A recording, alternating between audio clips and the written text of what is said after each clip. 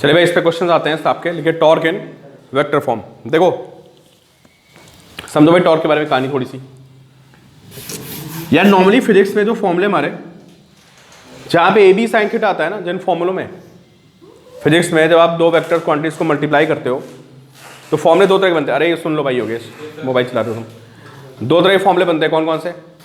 या तो बनता है A B cos theta type का फॉर्मूला, और या क्या बनता है ए बी साइन थीटा। तो आप ध्यान देना, जहां जहां भी ए बी साइन थीटा आता है ना, वो फॉर्मूला किसका बनता है? क्रॉस का बनता है। क्रॉस प्रोडक्ट का फॉर्मूला होता है ए बी साइन थीटा। मतलब तुम ये ध्यान रखना कि ए बी साइन थीटा जब भी आएगा तो जो रिजल्ट आएगा वो वेक्टर क्वांटिटी होगी, और जब भी ए बी कॉस थीटा आएगा ना तो जो रिजल्ट होगा वो कैसी क्वांटिटी होगी? वो स्केलर क्वांटिटी होगी। जैसे वर्क होता था क्या, अरे एफ डी कॉस थीटा होता है यार work, force into displacement into cos theta. Power क्या होती थी? F V cos theta, F dot भी होता था ना पावर। तो जहां जहां पे फ्लक्स की बात कर लो, फ्लक्स होता है ई ए कॉस थीटा। अरे इलेक्ट्रोस्टैटिक में फ्लक्स होता था ना, electric field into area into cos theta. Magnetic flux होता था। ये सारी क्वांटिटीज कैसी होती हैं? स्केलर। जब भी फॉर्मूले में साइन थीटा आता है तो आप समझ लो पक्का है कि वो क्वांटिटी कैसी है? वेक्टर क्वांटिटी है। तो टॉर्क ऐसी क्वांटिटी बताओ आप। हालांकि इस वजह से वेक्टर क्वांटिटी नहीं है कि यार टॉर्क वैसे ही है, वेक्टर क्वांटिटी होती है। तो लिखिए पहले torque is a vector quantity. Torque is a vector quantity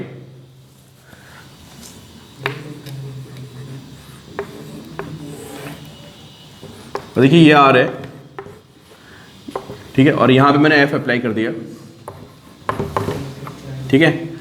तो जो टॉर्क का फॉर्मूला वेक्टर फॉर्म में होता है वो था आर क्रॉस एफ।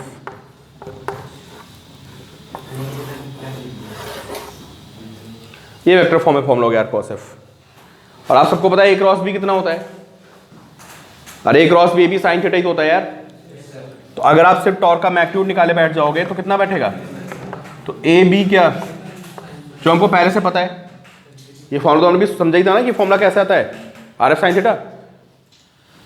वेक्टोरली जो टॉर्क होता है वेक्टर फॉर्म में, टॉर्क का फॉर्मूला क्या बनता है? R cross F.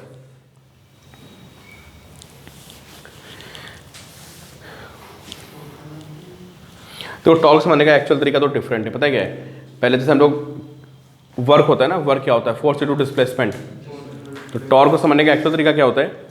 किसी बॉडी को पहले हम थीटा एंगल से घुमाते हैं, फिर उसमें वर्क निकालते हैं, और वहां से हमको पता चलता है कि टॉर्क का ये फॉर्मूला बनता है। अभी तो मैं आपको जस्ट बता रहा हूँ कि टॉर्क ये होता है, जो एक्चुअल इसका कॉन्सेप्ट है वो डिफरेंट है। देखो थोड़ा मैं शॉर्ट में आपको बता दूं, वर्क क्या होता है बताओ? फोर्स ऑफ डिस्प्लेसमेंट होता है ना, बताओ होता है नहीं होता है? तो मान लो मैं इस दरवाजे को घुमा दूं ऐसे थीटा एंगल से, ठीक, और फिर मैं इसमें निकालूं कि मैंने कितना वर्क किया। किसको? इस दरवाजे को मैं थीटा एंगल से हल्का से घुमा देता हूं और फिर मैं अपना वर्क निकालूंगा, और जब मैं वर्क निकालूंगा तो उसको मैं थीटा के फॉर्म में ले आऊंगा। तो जैसे लीनियर डायनेमिक्स में क्या होता था? डिस्प्लेसमेंट होता था। अरे जितना चल गया आप वो डिस्प्लेसमेंट होता था ना। रोटेशनल में डिस्प्लेसमेंट क्या होता है बताओ? अरे एंगल होता है भाई। रोटेशन में जो डिस्प्लेसमेंट होता है वो एंगल होता है। जैसे मास कीजिए क्या आ गया? मोमेंट ऑफ इनर्शिया आ गया। यहाँ पे वहाँ डिस्प्लेसमेंट होता था इन टर्म्स ऑफ लेंथ, यहाँ पे क्या होता है? In terms of angle. तो जब आप निकालोगे वर्क, अब ये सब 11 में होता है ना, उसमें डायरेक्शन है भी, अभी आपको नहीं करनी है, वहाँ पर ड्राइव करा जाता है आपको। तो पहले वर्क को हम लिखते हैं इस फॉर्म में, किसमें? Force into displacement. फिर उसको किस फॉर्म में लाते हैं? थीटा। और फिर बोलते हैं कि भाई देखो डिस्प्लेसमेंट के लिए थीटा आ गया है और फोर्स के लिए क्या आ गया है? टॉर्क। बात समझ रहे हो आप? तो यहां से फिर बताया जाता है कि टॉर्क का फॉर्मूला ये होता है। तो समझ में बात कि वर्क होता है फोर्स इंटू डिस्प्लेसमेंट, उसको थोड़ी मैथ्स लगा के क्या करते हैं? उसको इस फॉर्म में लाने की कोशिश करते हैं, किसमें? Into theta. अब डी के लिए कौन आ गया बताओ? अरे थीटा आ गया है, तो फोर्स ये कौन आएगा? टॉर्क। वहां से हमको एक्चुअली पता चलता है कि टॉर्क का फॉर्मूला क्या होता है? आर एफ साइन थीटा या आर क्रॉस एफ। ठीक है, अभी वो उस स्टेप में बाईपास कर रहे हैं, आप समझ लो, इसलिए हम लोग डायरेक्टली पढ़ रहे हैं, सीधा हम देख रहे हैं कि टॉर्क ये होता है, करता क्या, घुमा रहा है उसको। ठीक है, लिख लिया आपने आर एफ साइन थीटा। अब बताओ टॉर्क की डायरेक्शन क्या होगी, बताओ, गैस करो। जैसे ये फिगर है, तो ये रॉड है, रॉड कैसे घूमेगी बताओ? रॉड ऐसे घूमेगी ना यार, घूमेगी नहीं घूमेगी, समझे? तो एंटी क्लॉकवाइज घूम रही है क्लॉकवाइज, ठीक है। तो अगर रॉड ऐसे घूम गई, समझे, एंटी क्लॉकवाइज डायरेक्शन में, तो जो हमारा टॉर्क होता है वो आउटसाइड होता है। अब पहले उसको नोट करो, लिखो, हाँ लिख लो, for anticlockwise direction, for anticlockwise direction मतलब फोर्स लगा के आपने एंटी क्लॉकवाइज घुमा दिया आपने, तो टॉर्क किधर होगा बताओ? टॉर्क इज आउटसाइड प्लेन, लिखे टॉर्क इज आउटसाइड प्लेन। ये बातें ध्यान रखना यार, टॉर्क इज आउटसाइड प्लेन। और अगर क्लॉकवाइज घूम रहा है तो इनसाइड प्लेन, लिखिए फॉर क्लॉकवाइज रोटेशन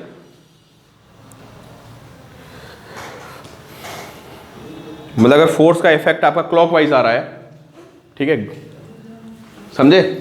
फोर्स का इफेक्ट कैसा आ रहा है? क्लॉकवाइज आ रहा है, तो क्या बोलेंगे उसको? Torque is inside. तो ये जो वेक्टर्स होते हैं इनको एक्सियल वेक्टर्स बोलते हैं भाई, समझे? सुनो, अब बात सुनो आप लोग, रोटेशन में जितने भी वेक्टर्स आएंगे, अभी बहुत सारी क्वांटिटीज आने वाली हैं, वो सारी की सारी बोलते हैं एक्सियल वेक्टर्स। क्यों एक्सियल बोलते हैं पता है? रोटेशन में दो डायरेक्शन होती है, कौन सी? या तो क्लॉकवाइज या एंटी क्लॉकवाइज, दो ही डायरेक्शन तो होती है यार। कोई चीज क्लॉकवाइज घूम सकती है, एंटी क्लॉकवाइज। लीनियर में क्या होता है? 10 डायरेक्शन होती हैं, इनफाइनाइट डायरेक्शन होती हैं, कोई ऐसे जा रहा है, कोई ऐसे जा रहा है, कोई ऐसे जा रहा है, ठीक है। लेकिन यहाँ दो डायरेक्शन होती है, कौन कौन सी? अब हमेशा ध्यान रखना कि जब भी एंटी क्लॉकवाइज होगा तो वेक्टर कहाँ आएगा? बाहर, समझे? और जब भी क्लॉकवाइज होगा तो वेक्टर कहाँ आएगा? देखो मैं फिंगर्स घुमा रहा हूँ, राइट हैंड की फिंगर्स, समझो आप कि अगर बॉडी ऐसे घूम रही है तो मैंने राइट हैंड की फिंगर्स को घुमाया, तो थंब क्या बता रहा है? समझे? थंब आपको डायरेक्शन देता है किसकी? वेक्टर की। और कोई चीज ऐसे घूम रही है तो फिंगर्स को ऐसे घुमाओगे, राइट हैंड की फिंगर्स को, थंब क्या बताएगा? डायरेक्शन। तो दो डायरेक्शन होती है, कौन सी? इनसाइड और, समझ गए? इनसाइड का क्या मतलब हो गया? अरे इनसाइड मतलब यार क्लॉकवाइज, और आउटसाइड मतलब एंटी क्लॉकवाइज, ठीक है। तो टॉर्क का फॉर्मूला आर क्रॉस एफ हो गया है, ठीक है। ए क्रॉस बी कैसे निकालते हो आप लोग बताओ? ए क्रॉस बी डायरेक्शन निकालना पता है आपको? समझो भाई, अब ध्यान से देख लो, मैं एक बार बता रहा हूं, इसकी जरूरत पड़ेगी आपको भी यहाँ पे। जैसे एक वेक्टर ए है और एक वेक्टर बी है, ठीक है। और कोई मुझसे पूछता है भाई ए क्रॉस बी की डायरेक्शन बताओ। देख लो भाई, हर क्वेश्चन जरूरत पड़ने वाली है आपको। तो क्या करोगे? पहले राइट हैंड को ऐसे स्ट्रेच करोगे, ठीक है, इसको राइट हैंड पाम रूल बोलते हैं। और स्ट्रेच करके अपनी फिंगर्स को रखोगे ए की तरफ, और किधर घुमाओगे? बी की तरफ। किधर? जो एंगल छोटा बनेगा उधर।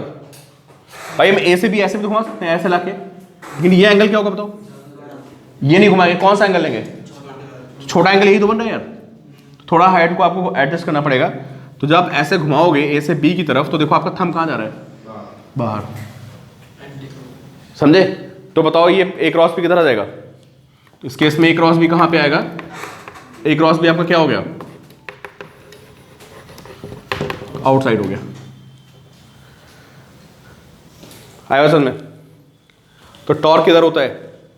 एक्सिस के अलोंग होता है, समझ गए ना? इधर बॉडी घूम रही है, या तो एक्सिस में बाहर की तरफ होगा या एक्सिस में अंदर की तरफ होगा, ठीक है। तो इसमें ए क्रॉस बी की जरूरत पड़ेगी हमें। और एक चीज और ध्यान रखना यार, आर क्रॉस एफ होता है, एफ क्रॉस आर नहीं लिख सकते हो। It's very very important. A cross B और बी क्रॉस है सेम नहीं होता है। अच्छा इधर देखो क्यों, यहां बी क्रॉस से निकालो, देखो कहां रहा है बी क्रॉस है, देखो। अगर मुझे बी क्रॉस से निकाला तो क्या करूंगा मैं? अरे भाई पहले फिंगर्स को बी की तरफ रखूंगा ना। ए क्रॉस बी अगर मुझे निकालना है तो पहले मैं फिंगर्स को ए की तरफ रखूंगा, बी की तरफ घुमाऊंगा। अगर मुझे बी क्रॉस से निकालना है तो क्या करूंगा मैं? चलो कर लेते हैं, ऐसा करके देख लेते हैं। तो पहले फिंगर्स बी की तरफ रखेंगे, घुमाएंगे ए की तरफ, तो मेरा थंब कहां जा रहा है? तो बी क्रॉस ए कहां गया? अंदर। और ए क्रॉस बी? तो ए क्रॉस बी और बी क्रॉस ए जो होते हैं वो दोनों इक्वल होते हैं और ऑपोजिट होते हैं। आपको नहीं पता थी बात तो नोट कर लेना, इंपॉर्टेंट पॉइंट है कि A cross B and B cross A are not same, they are equal in magnitude, है ना, बट ऑपोजिट इन डायरेक्शन, ठीक है। तो ए क्रॉस बी और बी क्रॉस ए को इक्वल नहीं रखोगे आप। तो भाई गलती से भी आप टॉर्क को एफ क्रॉस आर मत बोलना। अगर आपने F cross R, magnitude same होगा, ए बी साइन था उसमें भी आएगा, उसमें बी ए साइन थीटा आएगा, बट डायरेक्शन का चक्कर हो जाता है। ठीक है, तो दिस सीक्वेंस इज इंपॉर्टेंट है ना, मतलब आर और एफ को आप you can not interchange, R cross F ही रखना है आपको। ठीक है, तो मैं टॉर्क हो गया आर क्रॉस एफ। अब इस पे अपना क्वेश्चन देखते हैं तो आपको समझ में आएगा कि हो क्या रहा है। ठीक है, तो टॉर्क समझ गया आप, या तो एक्सिस के लॉन्ग अंदर आएगा या एक्सिस के लॉन्ग बाहर। एंटी क्लॉकवाइज तो टॉर्क किधर है, बाहर है, और क्लॉकवाइज टॉर्क कहाँ पे है, इस साइड। ठीक है, तो चलो बेसिक प्रॉब्लम देखते हैं अगले उसमें।